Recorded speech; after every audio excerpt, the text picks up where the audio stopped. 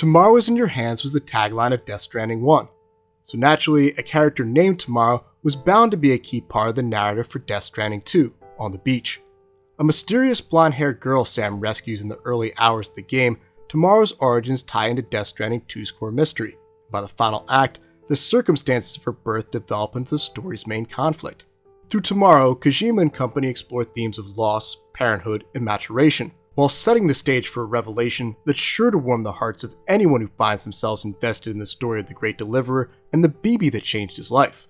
And by the time the credits roll, Tomorrow evolves into not only a symbol of hope for this entire post-apocalyptic world, but the future of the Death Stranding franchise itself. To properly explore Tomorrow's character in Death Stranding 2, we first need to discuss Lou's character in Death Stranding 2. At the end of the first game, Sam freed baby Lou from her pod, the same way his own father, Cliff Unger, did with him decades earlier. Determined to raise her away from the UCA, who would no doubt try to use her gifts for their own purposes, Sam departs for Mexico. We pick up with the retired porter and his adopted daughter 11 months later, and find that they've made a pretty comfortable life for themselves. At roughly a year old now, Lou is still small enough for Sam to carry in a chest harness, and back at the hideout where they make their home, Sam's doing all of the classic new parent stuff. He's got plenty of toys, feeds her until she falls asleep at the dinner table each night, charts her height on the wall, and most importantly, he's taking plenty of pictures. There are many heartwarming moments from Kojima's games, but it's hard to overstate just how undeniably charming this reintroduction to Sam and Lou is. Sam has, in every way, embraced fatherhood. For a man who once suffered from phobia, the fear of being touched, and struggled to form any kind of lasting bonds, this is some serious character development.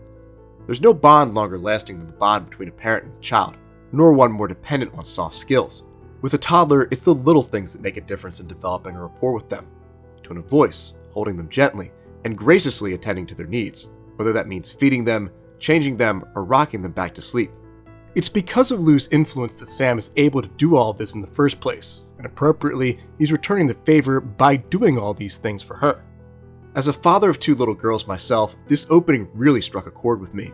Time moves faster than it should, and though you try to appreciate these quiet moments in the moment, you will inevitably look back someday and wish you had appreciated them more. You'll wish you could bend the clock, put some sand back in the hourglass, or return to the day your little one was just that, a little one, a precious thing that knew nothing of the dark and dangerous world outside and relied on you for everything. It's for this reason that Lou's fate remained so tragic, despite the late game revelations, because Sam had entire eras of fatherhood ahead of him. He had more months of caring for Lou as a toddler, had yet to help her learn to walk and talk, had yet to watch her discover things like her favorite animals, colors, and movies. Sam's doing an amazing job raising her in this part of the game, and I have no reason to doubt that he's done very well at every step of the way. For that reason, it's impossible not to look at this opening scene with some sorrow. Despite how things end here in Death Stranding 2, there's no question that Sam missed out on a ton of special moments. Unfortunately for Sam and Lou, their precious days don't last very long at all. Fragile arrives and tasks Sam with a new mission, to bring Mexico onto the chiral network. He reluctantly agrees, leaving his old comrade behind to care for his daughter. It was brilliant, narratively, to put Fragile in this position, to have her be the one to recruit both Sam in the first place and care for Lou. Anyone who's played a video game before knows something bad is going to happen. That's narrative 101. But there are few people in this fractured world who Sam trusts more, the people who showed more care for Lou back in the first game, aside from Sam himself, than Fragile. It lulls the player, and Sam, into a false sense of security, to trust that Lou will be okay. What follows is a segment that reminds the player of the core gameplay features of Death Stranding, and introduces new ones, including the increased combat and stealth segments. Critically, from a narrative perspective, the overall mood is similar to the section of the first game where Lou was undergoing some software updates with Deadman. There's sadness in that Lou isn't with Sam, but unlike in the first game, we've yet to experience how helpful she is, so there's nothing to compare it to. And back then, she was receiving some mysterious upgrades at a point when Sam was only just beginning to view her as a person. Thus, the effect here is that the player feels every bit like a parent who's away on a work trip. Sam's separated from his little one, but he'll see her again soon. Appropriately, this mood is heightened by the frequent social media posts from Fragile, which updates Sam on how Lou's doing. Just like those aforementioned parents, modern technology keeps Sam connected to his family even when he can't be with them. At the end of Sam's trip across Mexico, Kojima and company introduce us to one of Death Stranding 2's key plot threads, the mystery behind Lou's origins. Back in Death Stranding 1, every time Sam received a vision involving Cliff Unger or fought him in a gameplay segment, we thought we were exploring Lou's past. But as revealed at the end of the game, Cliff Unger was actually Sam's father, meaning that all along, we weren't learning about Lou's origins. This was Death Stranding 1's core plot twist. The journey we thought was about the little BB that changed everything for our protagonist was, in reality, a personal odyssey about our protagonist all along. Thus, it only makes sense that in Death Stranding 2, we'd finally get around to finding out the truth about who Lou really is. She, like any BB, has a story to tell, of parents who once had hopes for her, and a mother who passed away when she was 7 months pregnant. That, of course, is the formula that unites the tragic stories of all BBs. But the question is, what's Lou's own personal tale? In a recorded message he left behind for Sam that plays out at the last stop in Mexico, Deadman reveals that he's been looking into this very issue, and after scouring the bridge's archives, he's discovered something puzzling. According to all official records, BB-28, aka Lou, was decommissioned years ago. This makes very little sense to Deadman. Each BB serial number was unique. There's no reason that there should have been 2 BB-28s. Thus, Deadman concludes that the original BB-28, some other BB, was indeed decommissioned, and that at some point Lou was taken out of storage and given the serial number BB-28 to mask her backstory. This means that the key to finding out who Lou really is, where she came from, who her true parents are, and things of that nature, is to find out what Lou's original serial number was. Then, Sam can use that to navigate the fog of her past. It's all a bit convoluted and confusing, but Sam's interest in discovering the truth speaks to his commitment to being an effective father. At this point in the game, Sam views Lou as his adopted daughter. Sooner or later, all adopted children want to know the truth about who they are and where they came from. In asking Deadman to look into this matter, Sam is preparing for the day when Lou grows up and asks him about who her real parents are. It's a display of a caregiver's mindset, of selflessness on the part of our protagonist. Deadman also offers Sam some vaccines for Lou, so I'm sure this is the part of the game where all the RFK fans in the audience spit out their raw milk and rage. But anyway, as we'll discuss at some point down the line when Deadman gets his own video, he pre-recorded this message because he's already passed away, with his soul moving onto the beach he didn't think he had. After Deadman's last message to Sam is finished playing, the atmosphere we were discussing earlier, that Sam's just away on a work trip, is driven home. Fragile and Lou appear via hologram, and you can see just how emotional Sam is at the prospect of returning home, especially in the aftermath of his old friend's death. But sadly for Sam, he never gets the triumphant reunion he dreamed of. Not yet, anyway. As Sam draws within striking distance of his goal, he receives word that his hideout is under attack. Sam rushes to the rescue, but he arrives too late. When he reaches the hideout, he finds only Fragile. Lou is gone. Once she wakes up, Fragile explains what happened. When the hideout came under attack, Fragile attempted to escape with Lou, speeding off into the desert on her bike. When the attackers caught up with her, knocking both of them off the bike, Fragile attempted to try and jump both of them to safety, but she couldn't pull it off. She, personally, couldn't escape with another person. She could only jump with her equipment, and she couldn't think of Lou that way. Not anymore. This echoes one of the major themes of Death Stranding 1, and an element of character development for everyone in Sam's circle. We know that BBs are people. It was always obvious, but for characters in the Death Stranding universe, this is a bit of a controversial idea. To them, BBs are equipment. Deadman literally said this word for word in the first game. It wasn't until they learned Sam's backstory and found out that he saved Lou from her pod that this outlook changed. Now everyone, Fragile included, views Lou as a person. But the downside of that is that she can't jump her to safety the way she could if she were equipment. It's classic Kojima, how a change in mindset affects what a character is able to do with their abilities. Unable to jump the two of them out together, Fragile decided to jump Lou out solo as one of the attackers pointed their pistol at them and pulled the trigger. Fragile's dialogue from here is devoid of specifics, but the visuals paint a clearer picture, that Lou was murdered by the attackers. As Fragile apologizes, the lights in the shelter flutter, and we see what appears to be Lou, now in BT form, crawl across the floor and return to her pod. In the moment, this seems to confirm Lou's death, and Sam reacts just as any parent would, with utter and complete heartbreak. When we next check in with Sam, he's in the depths of a depression. He's taken his own life multiple times, a fate he immediately comes back from due to his status as a repatriate. He also has yet to repair the damages done to his shelter from the attack, and is clinging to Lou's BB pod. Stopping to dive into the specifics of Lou's status for a moment, the official explanation at this point in the game is that Lou is now a BT, as I mentioned earlier.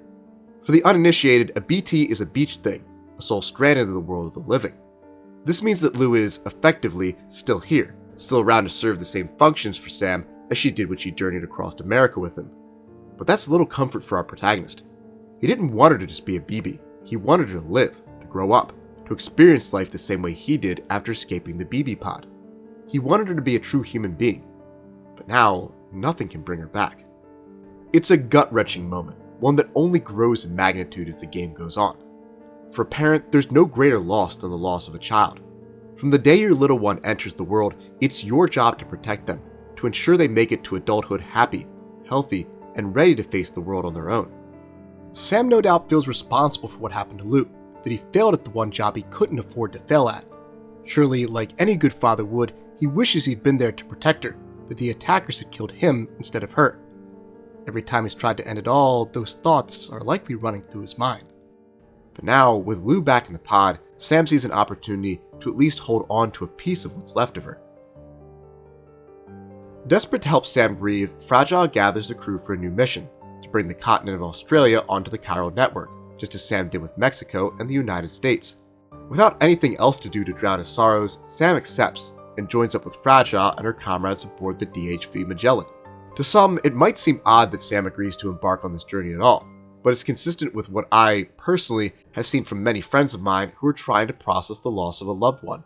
At one point a few years ago, when a coworker returned to school shortly after the sudden death of his son, he told me that work, for him, was a place to escape from the pain. I think that's part of what Kojima was trying to get at with Sam's core mission in Death Stranding 2. To overcome loss, you need purpose, fruitful work to engage with, and good friends to keep you company. But back to Lou. For much of the early portion of the game, her return to the pod allows her to serve the same gameplay role she did in Death Stranding 1. She operates as Otter Deck, cries when BTs are nearby, and her presence forces him to be extra careful when navigating dangerous terrain. Along the way, during the first third of the game, little is said about her or her condition, aside from the fact that it's obvious the other characters are hiding something from Sam. And though Sam won't find out what exactly this secret is for some time, Lou's greater narrative does begin to take shape during the game's first Tar Anomaly segment. Shortly after arriving in the Tar Anomaly, Sam will see a girl whose dress and hair are covered in tar. She appears to be more human than the ghostly apparitions of the area, which really makes her stand out to Sam. Once Neil is defeated, Sam will find this same tar-covered girl buried under rubble. Though he tries to come to her rescue, it's no use, as chiral crystals will explode nearby, knocking him away from her. When Sam looks up, the girl is gone, replaced by a chiral cocoon.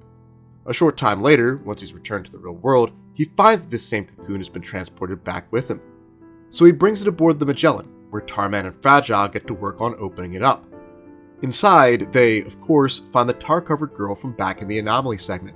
They conclude that she's perfectly healthy, that she has dooms, and that the tar surrounding her has some kind of aging properties to it. Fragile speculates that she was born in the Tar Anomaly realm, and Dollman chimes in as well, reminding the crew that based on Neil's statements, he believes that the place they visited in the Tar Anomaly segment is some kind of nirvana, or the realm of the dead. So, to summarize, at this point, we know that this mysterious girl seems to have been born in the realm of the dead, wields the same supernatural powers as the rest of the crew, and has access to some kind of unique tar that can accelerate aging. But most importantly, it's here that Fragile names her Tomorrow. And again, given how much Tomorrow was mentioned in Death Stranding 1, this was the first major hint to players about where this story was headed. Sam then continues on his journey, while receiving periodic updates on Tomorrow's progress through a series of cutscenes. In these cutscenes, we see Tomorrow going through what is, essentially, a crash course childhood. She refuses to take a shower, and throws her shoes at the crew, learns to speak through song, and has small outbursts and moments of defiance. It's clear that she is, mentally and emotionally, rapidly aging before our eyes. At the time, it could easily be chalked up to a lack of social skills or engagement with the real world. If she grew up around ghosts, of course she wouldn't know how to interact with actual people. But again, this is yet another sign of where things were going with Tomorrow's story, and how it ties back to Lou. It's during this time that we also see Tomorrow make use of her tar powers. As alluded to after the crew pulled her out of the cocoon, the tar around her has aging properties, and she can wield it to make things grow older. It's essentially Timefall, just at a rapidly accelerated rate, and with a clearer control to it. Here, she uses it to age some apples, but far more than she would have liked, which causes her to withdraw. Eventually, the Magellan's crew will gather on the bridge, where it's revealed that they're still picking up strange readings from the location where the first Tar Anomaly took place. Tarman argues that there might still be passage to the other side there, to the realm of the dead, which they could, potentially, use to send Tomorrow back home. This kicks off an argument where the crew members are split on what to do with Tomorrow. Some members of the crew believe that the Tar realm, the realm of the dead, is where Tomorrow belongs. It's where she's from, and she might even have family over there. Others reason that because the Tar realm was such a hellhole, she can't possibly belong there, and thus should remain aboard the Magellan with them. Fragile takes charge here and decides that she's going to stay with the group, at least for the time being, but that's little comfort to Tomorrow, who, unbeknownst to the group, heard the entire conversation. Now effectively in a teenage mindset, as per her accelerated aging timeline, she responds much as a teenager would to hearing her, quote, parents discuss literally tossing her out of their home, by getting upset and running away. It's some excellent narrative design. We've seen Tomorrow's crash course childhood firsthand in various cutscenes, but here, Kojima and company invite us into it with a segment of gameplay. Sam pursues her, beginning a quest that feels very Witcher 3 in nature, in that our protagonist finds items left behind by Tomorrow and follows them to retrace her steps. As he draws closer to where the Tar Anomaly once was, he's attacked by ghost mechs, and though he fights many of them off, he's soon overwhelmed by a particularly large one. It's then that Tomorrow reveals herself, using her aging powers to rescue Sam from the large mech, and then putting her hair up, kicking off her shoes, and using her Tar abilities to destroy the rest of the attackers. It's a badass moment, one that cements the strength of her powers, and establishes her as a force to be reckoned with. In the aftermath, Sam and Tomorrow have a heart-to-heart, in which she expresses how the argument from back on the Magellan made her feel, and explains that she left the ship because she wanted the crew to stop fighting amongst themselves. Again, it's classic teenage logic. They're arguing about me, and therefore I'm the problem, and if I remove myself from the situation, everyone will be happier. It further cements Tomorrow's mindset at this point in the game, and the importance of the crew's role in helping her grow up. If she's going to evolve mentally and emotionally into the young woman she appears to be on the outside, then they need to make her feel like she's part of the ship, a part of the crew, a member of the family, not just some outsider they're trying to figure out. Sam invites Tomorrow to return to the Magellan, and once they're back on board, Fragile and Rainy do the same, making it clear that she's one of them and assuring her that they view her abilities as a benefit to their cause. But before she can use those abilities to help them, she's going to need to learn to control them, and thus, while Sam continues his mission, Fragile and the others do their best to help Tomorrow do just that, turn her powers into something she can more readily wield to her advantage. Appropriately, from there, we check in with Tomorrow sporadically, usually before or after Sam returns from a delivery. We see her practice her aging abilities on plants, talk about the reality of growth and change with Fragile, play a game with her shoes with Rainy, and, charmingly, pose for pictures with the rest of the crew. She also learns about how human babies are born and raised, and tests her powers for herself on a bushel of apples. Small moments though they are, they demonstrate her gradual growth, as a real human being, a member of the world of the living, as a part of the Magellan's crew, and in her efforts to wield the abilities that make her unique. At the same time, these scenes help to illustrate the theme that good friends and purpose is the cure to loss. Sam still doesn't know the truth about Lou yet, but by participating in these team-building sessions, you can see him start to warm up again, and move on from what happened. Given the themes of isolation that dominated the first game, moments like this simply weren't possible. But here in Death Stranding 2, it's a key feature, and Tomorrow is so often at the heart of them. All of this culminates when Higgs's octopus mech attacks the Magellan while the crew is up in the snowy mountain peaks of Australia. Higgs himself comes aboard here, and when he threatens Sam and company, Tomorrow steps up to the plate. She confronts Higgs and uses her Tar abilities to defeat him, revealing that Higgs, this one anyway, is just a mech with a screen for a face. It's a scene that completes her transformation from a child the crew is caring for to a bona fide member of the group. They don't need to look after her anymore. She can now use her talents to look out for them. Fittingly, that's what follows in all of Tomorrow's appearances throughout the next several hours of Death Stranding 2. She's always with the crew, especially Rainy and Tomorrow, who serve as a pair of foster mothers for her. The frequent pairings between these three characters is just as important for Tomorrow's development as it is for Fragile and Rainy. Though Sam bears the weight of Lou's loss, let's not forget that Fragile was the person who's supposed to protect Lou on the day of the attack. Quietly, behind the scenes, I have no doubt that she's suffering in her own way, reliving those tragic events and wishing she could change what happened. This is heightened by the fact that if you really think about it, Fragile was, in all honesty, the closest thing Lou had to a mother. She took numerous pictures with her and cared for her while Sam was traveling across Mexico. By spending so much time with Fragile, Tamara was helping her overcome Lou's death and giving her an opportunity to be a mother again. As for Rainey, her rapport with Tamara is a matter of preparation. Someday, if still mother syndrome can be resolved, Rainey will at last get to be a mother. And Tamara's crash course childhood helps her get ready for that day, while also easing her own sorrow about the baby inside of her that has yet to be born. When you piece all of this together, what the developers are suggesting, now that Tamara has come into her own, is that she's developed into a character who supports others, who helps them overcome hardships and brings them sorely needed joy. Considering what we'll learn at the end of the game, it's a rather appropriate characterization. Because in these moments, she's doing for the rest of the crew what Lou did for Sam back in Death Stranding 1. Back to Lou for a moment, it's during this stretch, these late stages of Act 2, that Sam begins to learn more about her origins. As mentioned earlier, way back in Mexico, Deadman revealed that Lou wasn't always BB-28. At some point in her past, she had a different serial number. Deadman wasn't sure what this serial number was, but with the help of Mother, Sam discovers that it was BB-00, suggesting that Lou was the very first BB. Well, the first BB after Sam himself, that is. This is rather significant, because another thing Sam has learned by this point is that the initial plan Bridges developed to create the chiral network was to use a single, sacrificial Bridge baby to bring the network online. But eventually, this plan was abandoned, and Bridges decided to use a collection of them instead. At the same time, piecing together his backstory with the revelations from the Tar Anomaly segment and the memories he sees when he plugs into Lou's BB pod, Sam has come to believe that Lou was the product of an affair between his former partner, Lucy, and Nirvana. It's a discovery that makes what was already a crippling betrayal for Sam even worse. Not only did Lucy cheat on him with this mysterious rival porter, her affair brought about the very same child that helped him to reconnect with humanity in the first place. It makes his character development from the previous game seem almost poisoned in a way. Lucy's infidelity is a huge part of why he disconnected from humanity to begin with. Now, he thinks that Lou, the BB that helped him form bonds again, was at the heart of what fucked him up in the first place. Barely holding it together through this series of heartbreaking revelations, Sam is attacked by Higgs after linking up the Southern Environmental Observatory to the chiral network. Higgs torments him extensively, at which point Tamara and Fragile come to his rescue. It's very much a follow-up to her previous beatdown of Higgs. She uses her tar abilities to kick some serious ass, mopping the floor with him and his ghost mechs. During her battle with Higgs, however, he manages to snatch a few locks of her hair, which seems to spur some type of realization for our antagonist. Back on the Magellan, as Sam recovers, the crew decides it's time to tell him the truth about something they've been hiding from him since the beginning of the game. With his mission almost complete, they're hoping that enough time has passed for him to process what they're about to reveal to him.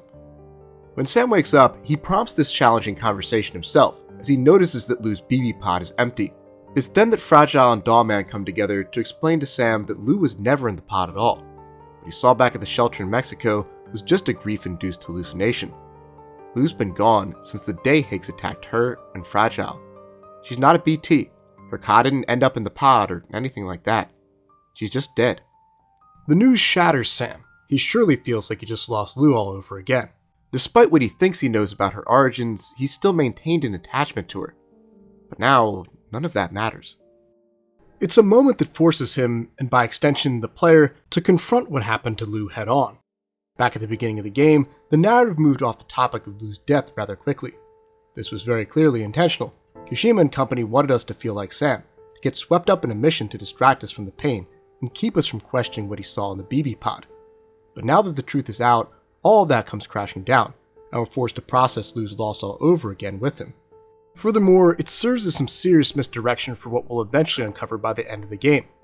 If the player has an idea of what they think happened to Lou, and how tomorrow might play into it, this serves to put a damper on those hopes, at least for the time being. Armed with the truth and burdened by sorrow, there's nothing left for Sam to do but continue his mission. It's not long before this brings him into contact with Neil for one final time. Over the course of the last battle between these two rival porters, Sam will learn that Neil and Lucy met when they were children in Mexico, when the city they lived in came under attack by giant BTs. Critically, during this sequence, Lucy ends up trapped under a piece of rubble, and Neil declines to rescue her in favor of reuniting with his parents. Circling back to the first Tar Anomaly segment, which took place in this very same Mexican city. This means that Sam's introduction to Tomorrow, where she was trapped under rubble, is a callback to this moment, and that when faced with similar circumstances, our protagonist made a different decision than his counterpart. Where Neil retreated, Sam tried to reach out and help. More flashbacks follow this one, all of which continue to tell the story of Neil and Lucy, how they were reunited at Bridges when she was working as a therapist for their employees, and when he was working for them as a smuggler. But as far as our understanding of Lou is concerned, it's during this round of memories that Lucy reveals she's pregnant, and that the baby isn't his, it's Sam's. Neil is skeptical about this, but Lucy is certain. The baby has the DNA of a repatriate, which means it has to be Sam's. When Sam returns to the real world, he has a hard time accepting this news, but its validity is confirmed by a flash drive Neil handed Sam at the end of their final battle. Apparently, this flash drive contained a heartfelt apology from Lucy, in which she admitted that she hid the truth from everyone in order to protect Lou, who she feared Bridges would capture and try to use for their own purposes. We never see this so-called heartfelt apology, which is a bit odd for a storyteller as in-your-face as Kojima. It would probably humanize Lucy a bit, which I'd argue is important given her characterization. But that's a conversation I'll get back to when I end up making a video on her. In any case, all of this confirms, beyond a shadow of a doubt, that Lou was Sam's child. But it's little comfort for our protagonist. Lou is still gone. Nothing can bring her back. What good does the knowledge that she was his child after all do for him? And surely the player is asking themselves the same thing. Why reveal all of this if Lou is well and truly dead? But once again, one of Death Stranding 2's core themes is that the remedy to loss is a mission and good friends to surround yourself with. And so Sam leads the group in an effort to bring Terminal Fort Knot, the last connection in all of Australia, onto the chiral network. It's easily the best mission in the entire game, and maybe one of the most exciting I've ever played in any video game. Honestly, it deserves its own breakdown at some point. In following with what we've seen from her over the last few segments, Tomorrow steps up here once more, this time by operating the Magellan's miniguns during the mission. Her assistance isn't just a story beat either. If you keep your eyes peeled, you'll see her take out several mechs during gameplay. Whereas her showings with her Tar abilities emphasized her incredible power, this is a moment that illustrates her ability to work as a team player and serve as part of the group. After Sam's completed the mission, brought all of Australia onto the chiral network, and dispatched the president with the help of Die Hardman, Higgs arrives on the Magellan to crash the party. He captures Tomorrow inside a cocoon, not unlike the one Sam found her in when they first met, and reveals that she's an extinction entity. As detailed in the first game, an extinction entity is an individual capable of bringing about the Death Stranding, the complete and total annihilation of humanity. This has been Higgs' goal throughout the franchise. Anomaly, the previous extinction entity, was supposed to help him do it last time around, but ended up deciding to preserve humanity by living out the rest of eternity on her beach, away from everyone and anyone who might try to use her to bring about the apocalypse. However, she did warn Sam that even with her sequestered away, it was always possible that another extinction entity would arise eventually. Thus, that Tomorrow is one isn't all that much of a surprise. But what Higgs says next is truly shocking. He dances around the topic for some time, telling Sam that his genes lined up perfectly, before finally revealing that Tomorrow is Sam's daughter. He then retreats with her in the cocoon, leaving the crew to make sense of all this. To the audience, it's clear that Tomorrow, somehow, some way, must be Lou, but in the here and now, they're confused, with Die Hardman mentioning that Bridges took sperm samples from all their porters. This is a bit strange, but as we've seen throughout the game, they're a rather controlling organization, so I suppose it does align with their modus operandi. It also serves as some more misdirection for what's really going on here. It might be obvious to the audience that Tomorrow is Lou, but with a few hours of gameplay left to go, Kojima surely wants to keep us guessing, and this detail about sperm samples helps to accomplish that. From there, Sam and the crew go after Higgs with a laser focus, traveling across Australia to reach Mexico, where Sam battles against giant BTs in an effort to reach his old shelter. His goal is to find something that links him to Anomaly, which Fragile can then use to jump them to where Higgs is taken Tomorrow. It's a beautiful stretch of gameplay, one that emphasizes Tomorrow's importance to the team. She started out as a girl without a home, without a family, and now her found family is doing everything in their power to save her. When Sam returns to his shelter, he's struck by another hallucination. Though it is, in reality, still destroyed from the attack, he sees it as it was at the beginning of the game, when Lou was still alive and well.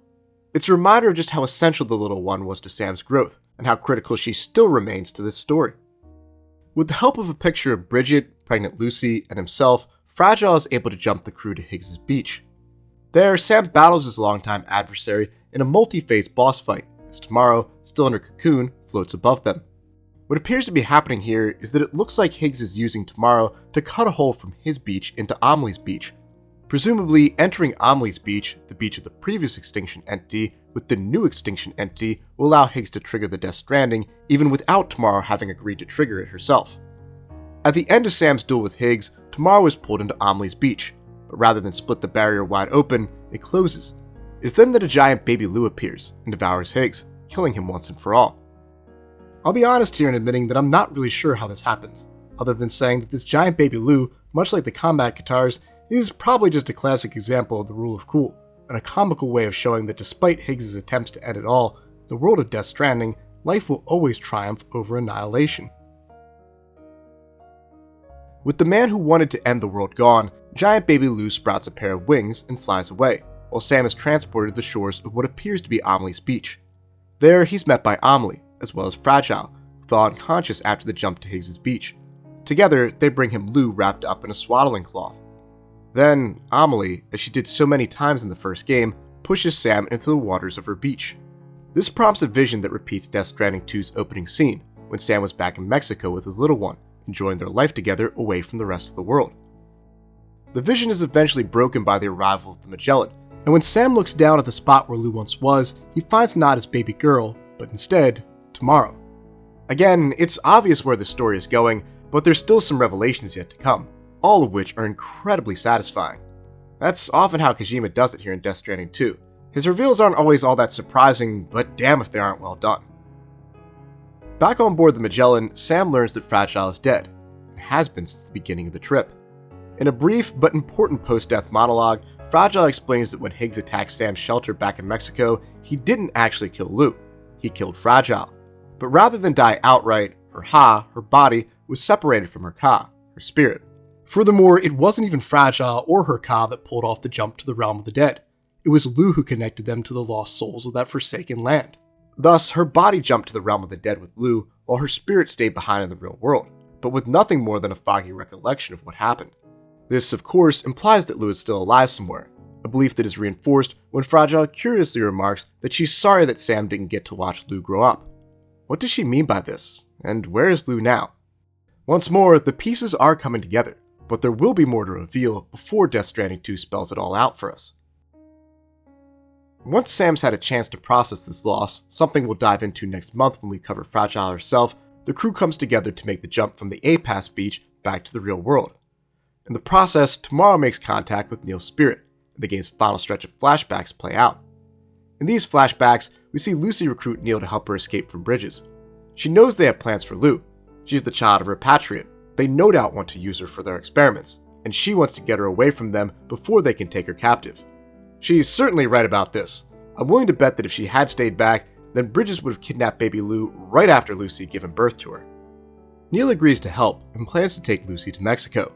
Principally, this is fitting, because Mexico is where he and Lucy met, but as far as Lou is concerned, it's rather ironic given the information that's about to be confirmed to us, because she did end up south of the border after all, just not by Neil's hand. Both Lucy and Neil are killed during their failed escape, but Bridges manages to extract Lou from Lucy's body. They take her off to serve as a bridge baby, who they refer to as BB00. If you recall earlier, that was Lou's original serial number. This makes it evident to anyone who's been following all along that Tomorrow is Lou. But how did she grow up so fast? And how did she survive the realm of the dead? After Neil causes a void out, the scene shifts to the realm of the dead, where Fragile's Ha brings baby Lou. As mentioned, Lou managed to jump them there together as Fragile died, and since Fragile couldn't bring her back, she entrusted her to Neil and the other souls of the realm of the dead. There, Lou becomes encased in the cocoon-like structure from earlier in the game, and once she emerges from it, she's rapidly aged into Tomorrow. Thus, when the first Tar Anomaly segment took place, what was really going on here is that Neil was delivering Lou/Tomorrow to Sam, and in each ensuing Tar Anomaly segment, he was doing what he needed to in order to convey the truth about her origins to our protagonist. And so there it is, all spelled out for us. BB00 is Lou, and Lou is Tomorrow, having rapidly aged in the realm of the dead. It's a heartwarming revelation, one that almost instantly cures the pain of losing Lou at the beginning of the game. Though I always suspected, even after the big reveal, that Lou was somehow still alive, the thought that she might indeed be gone was always crippling for me. Like I said at the beginning of the video, I'm a father myself, and I found myself empathizing with Sam throughout the game and wondering how I'd be feeling if I were in his place. Now that he knows the truth, he can at last take comfort in the reality that Tamara was not only Lou, but that she's been with him all along, supporting his latest journey as much as everyone's favorite BB did back in the first game. Circling back to what Fragile said about being sorry that Sam didn't get to see Lou grow up, we now know what she meant by this. Because Lou rapidly aged into tomorrow, he missed out on getting to watch her grow up the way most parents do. He didn't get to watch her learn to walk, talk, and evolve into a little person with her own personality and interests.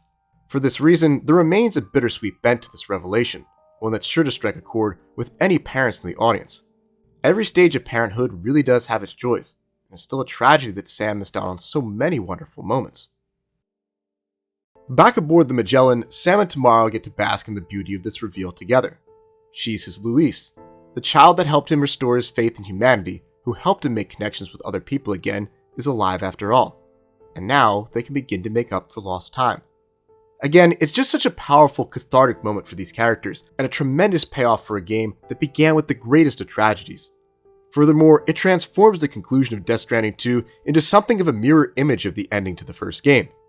In Death Stranding 1, Lou's influence saves Sam, allowing him to grow and change after years of heartbreak. Now, here in Death Stranding 2, Sam saved Lou, and in doing so, learned that something beautiful did come from his relationship with Lucy, despite her affair. Tomorrow, the child he'd never thought he'd have. Though the game ends there are two post-credit scenes, both of which involve Tomorrow. In the first, Tomorrow reads Fragile's opening monologue about porters aloud. When we see her, we find that she's dressed in a porter's outfit, carrying some mementos in a case that's shaped like a BB's pod, and wearing Fragile's signature hands around her neck. She then walks towards a newly formed plate gate. Interestingly enough, the scenery around her has a life after people vibe to it, which would seem to imply that a significant amount of time has passed since Death Stranding 2. In the second post-credit scene, we see Dollman's doll, now absent the soul of Dollman himself, along with Tomorrow's old BB pod, now full of aged apples. Combining these two scenes, we can deduce several things. First, it's clear that Tamara has followed in her father's footsteps and taken up the mantle of porter, but the influence of the other characters who raised her and helped her reach this point remains. Like Neil, she smokes, and she's adopted some parts of Fragile's wardrobe. She's even restored Lucy's image, which had been damaged by timefall on the picture that helped Sam get to Higgs's beach. This would seem to suggest that Tamara has come to terms with the circumstances of her birth, and even accepted or embraced the memory of her mother. And as evidenced by the aged apples, it's clear that she's mastered her ability to age objects and use the tar within her to her advantage. All of this suggests that should Kojima return to the world of Death Stranding for a third game, then Tomorrow will be our protagonist, which is rather appropriate if you ask me.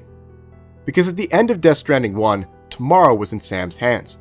At the end of Death Stranding 2, Sam learned that Tomorrow was still alive and had been with him all along. And perhaps, in Death Stranding 3, we'll see Tomorrow march forward into a better, brighter future for this post-apocalyptic world. And that's what makes Tomorrow so important to Death Stranding 2. Thanks for watching. Huge thanks to Dorian Piano, AmiRReza Piano, and Michael Matat for allowing me to use their piano covers for this video. To check out all three of these amazing artists, just follow the links down below in the description box. Big shout out to all my silver and gold tier YouTube channel members and Patreon subscribers, including James Pruitt, Lil Caesar, Reed, Bethonian, Anna Novakova, Sean Bobby, Green, and Draco Woloski, who get early access to these videos thanks to donations of $5 to $10 a month. See you next time, and go birds!